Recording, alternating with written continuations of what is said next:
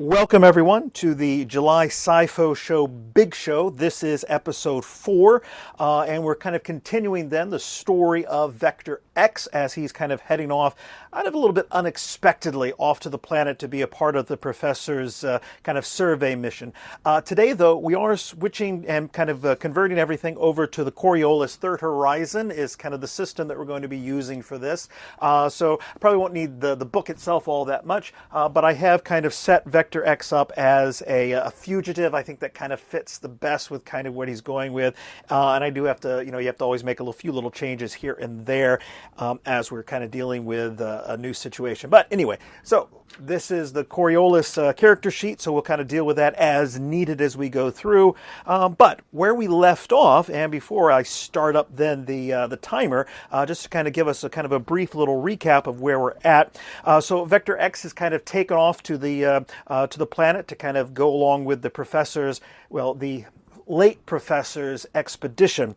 And so he is in the company of JL and Ansel. We don't know too much about them. We do know that they are connected to the professor in some way, and this is part of then that they've come to this planet because there's some fourth age tech that is there, which as they're kind of going out there, they discovered and found then that there was some sort of kind of distortion field that unfortunately, of course, one of their fellow members happened to be caught in, and that kind of killed him as well. But the professor had been able to create a kind of a dampening field of some sort to deal with that, and so now they're moving then to go and try to get to that edifice that's in kind of the center of that lava lake where they're at. And that's kind of about where we kind of left off with last episode, in which then Vector X slips and falls, but he is able to kind of catch hold, and that's kind of where we're picking things up. So that's where we leave it off. So let me then get the timer started.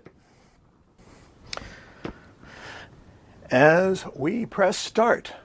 All right, so where we left off then is that we do know that Vector X is able then to kind of grab hold and is able to kind of stop himself. Now, one of the things I did notice in his character sheet is that he did have the ability to a vial of levitation, which kind of is an anti-grav type of thing. I don't know if he wants to do that yet, but he is going to try to climb back up to the top. And so that is going to be then a little bit of a dexterity roll.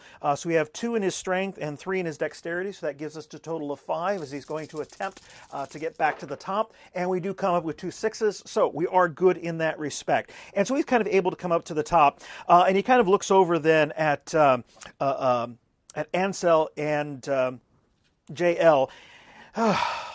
Whew. Careful of those steps. You never know what's going to quite happen to you.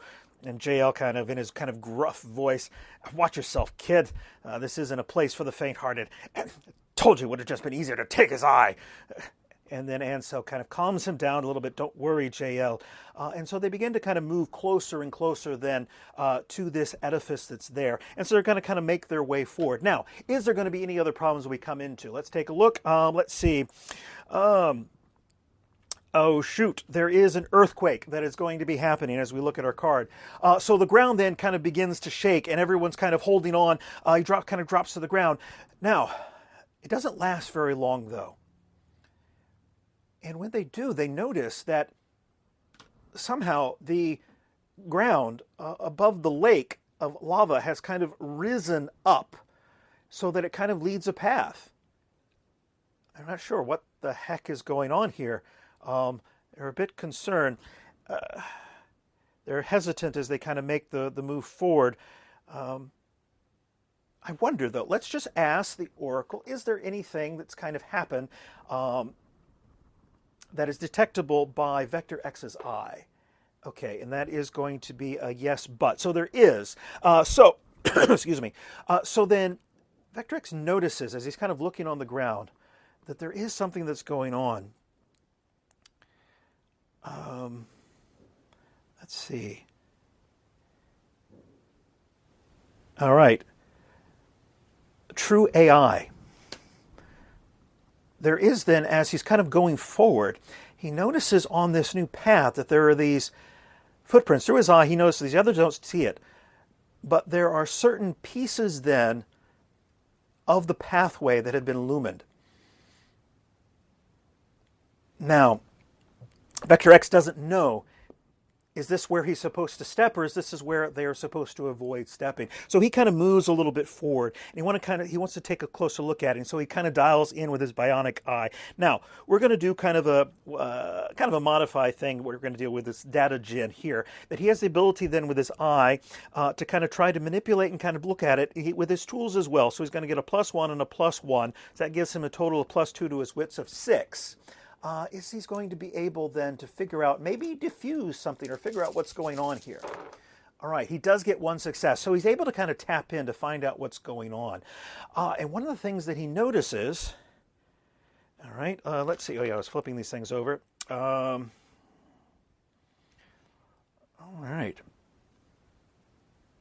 All right, that doesn't do me any good, doesn't help me out with anything that's on that card. But he's kind of going forward. One of the things that he notices that, yeah, there is a way of manipulating then these core blocks that are in the ground. And so he uses his tools, and as he does, then some of the blocks begin to kind of fall away and go back underneath. And Vector X then looks up and says, all right, this is our safe path. Make sure you keep to it. If I call her out at you, make sure you stop at any moment. All right.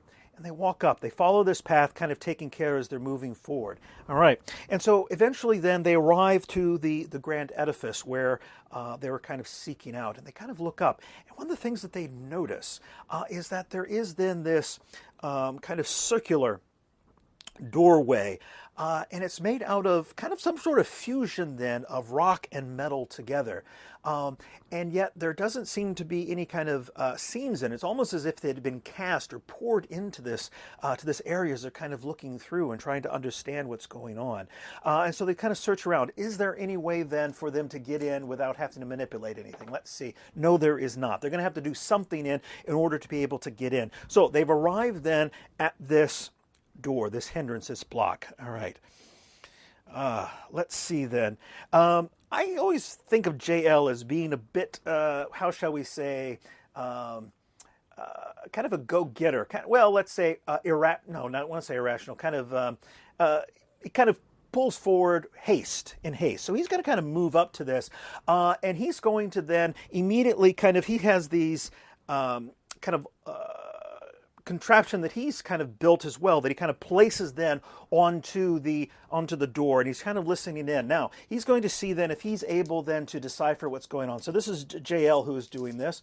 So we'll give him 5 dice on this particular roll. All right, he gets 2 successes. Okay, so he's able then, this ancient tech that he has, he's able to kind of manipulate the door so that it begins kind of to all of a sudden it doesn't just slide, it just seems to become transparent and opaque. And Ansel and JL and Vector X then are kind of able to walk through. Now, one of the things that they notice as soon as they come in is going to be,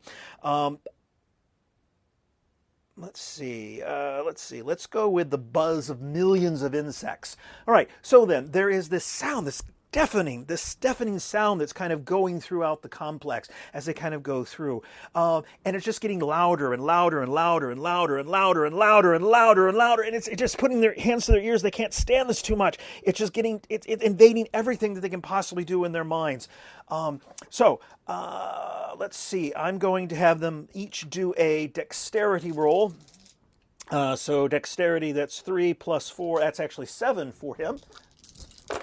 All right, and one more.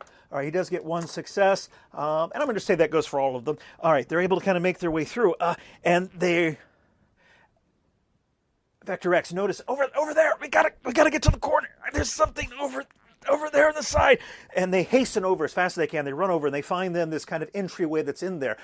And they move over in there. I don't know why it is that the Vector X thought that this would be something that was good, but it turned out rather fortuitous. And they arrive there, and all of a sudden there's this quiet.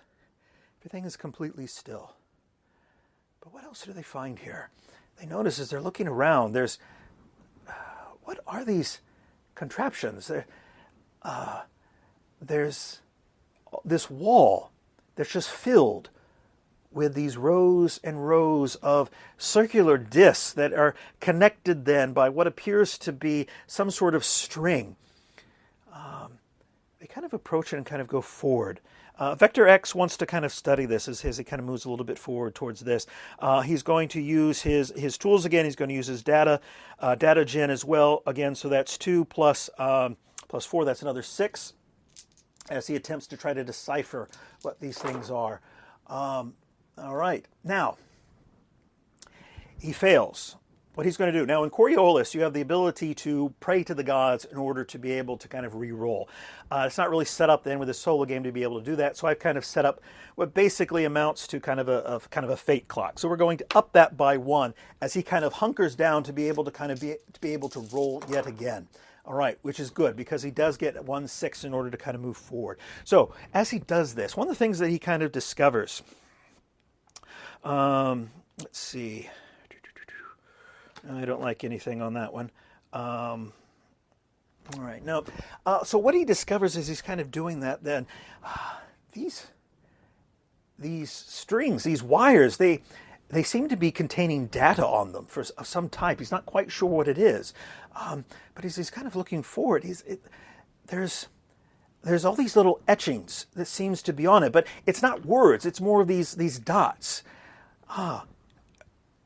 Ansel says, I remember reading these in the professor's notes. He said something about the way that they recorded data back in the Fourth Age, that they used a series of zeros and ones to kind of manipulate the computers, the machines that calculated. So what's here? What is in these that is so important? I not wanting to use that deck. Okay, that's the deck I want. Excuse me a second as I change out decks. All right. So, what do we find? Yes, ancient artifact, cultural relic, archaeological finds, the ruins of civilization. But it's a loop, caught in time. It's too late. Let me check something out. Did Vector X turn on the machine? Yes or no? All right. So, all right. Just as he's about to go and try to retrieve the data on it, Ansel says, "Stop! Let me scan this data first." And she begins the process of, this is a machine. It manipulates. It deals with time. It changes then. It changes time. It makes it go. Oh my God! It has the ability to make time go backwards. Oh, JL kind of butts in. Well, we can change history with this particular machine. Then, can't we? We can bring the professor back. We can stop them from killing him at the library. Now, Ansel's like, wait a second, JL. We don't know what we can do with these. This is what the data says. It doesn't mean that the machine actually works. We can't just go and foolhardily push into this. The professor is dead. Doesn't that mean anything to you?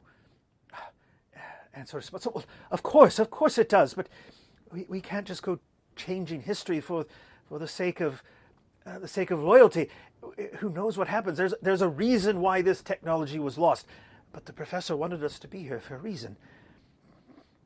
He knew there was something here. JL, do you have the professor's notebook with you? No, I left it on the ship. Go back and get it. So JL is kind of rushing off. Ansel and Vector X remain here. There's a quiet and stillness as both of them kind of sit and wait. And Vector asks, Ansel, how do you know the professor? Well, he found me, and he took me in, and he cared for me. He taught me. He taught me everything that I know. Everything I know about archaeology. Everything that I know about the world is thanks to him. And that is why I can't let this be the end. I understand, says Vector X. Why do you think he sent us here? We don't have time for this. Let's look around a little bit more, says Vector. Now, he's going to search around. What does he find? What does he find? Let's see.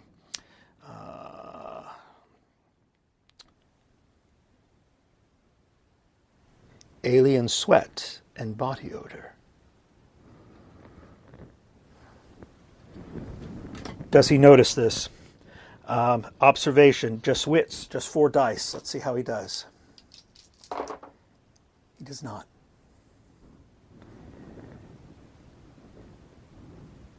Before Vector X is able to kind of notice, something silently comes up behind them.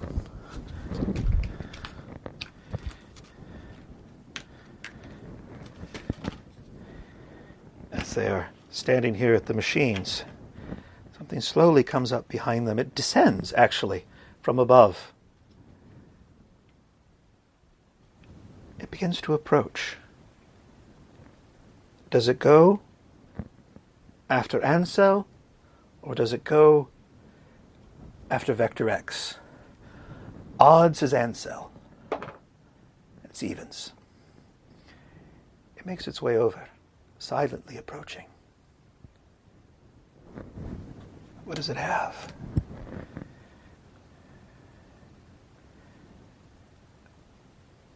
Red-hot iron. Its tail begins to kind of pull up. There's this blistering, hot poker at the end of its tail that is about to strike. I think, since we only have 30 seconds left, that's where we're going to end this particular session. Thank you very much for spending a little bit of time with me. Thanks, of course, then to Grey Army Gaming for putting this whole thing together. And so, until next time, hopefully Vector X, JL, and Ansel are going to be able to make it out of this. Until next time, thank you.